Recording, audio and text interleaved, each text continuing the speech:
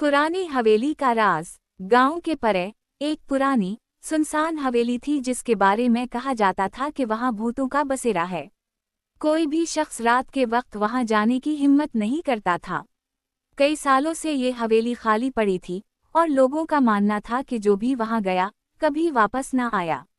एक दिन 3 दोस्त अदनान, सलमान और फरहान ने फैसला किया कि वो इस हवेली की हकीकत जानकर रहेंगे।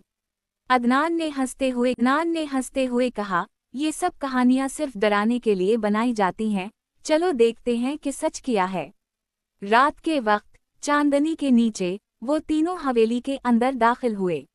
जैसे ही इन्होंने दरवाज़ा खोला, एक तेज हवा का झोंका आया और दरवाज़ा खुद ब खुद बंद हो गया। उनके दिलों की धड़कन तेज हो गई। अंदर अंधेरा छाया हुआ था और हर तरफ जाले और पुरानी धूल थी। अचानक एक साया हरकत करता दिखाई दिया। सलमान ने खौफ से फरहान का हाथ पकड़ लिया, मगर अदनान ने उन दोनों को दिलासा दिया।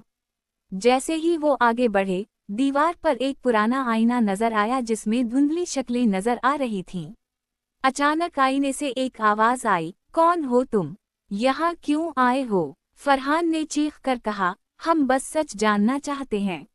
आवाज ने कहा लगाया और बोला, यहाँ का राज जानने की कीमत है, तुम्हें अपनी सबसे बड़ी कमजोरी का सामना करना होगा।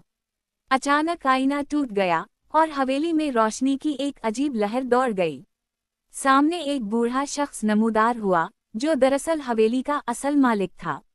वो एक जिन था जो सच्चाई के मुतलाशी लोगों का इंतजार कर रहा था। इसने बताया कि वो भूत नहीं बल्कि एक मुहाफिज है, जो लोगों को इस खजाने तक पहुंचने से रोकता है जो हवेली के तहखाने में छुपा हुआ है। लेकिन वो खजाना हासिल करने के लिए इंसान को अपने अंदर के खौफ को शिकस्त देनी पड़ती है। ये सुनते ही अदनान ने खुद पर काबू पाया और आगे बढ़ा। इसने तहखाने का दरवाज़ा खोला, जहां एक चमकती हुई किताब रखी थी।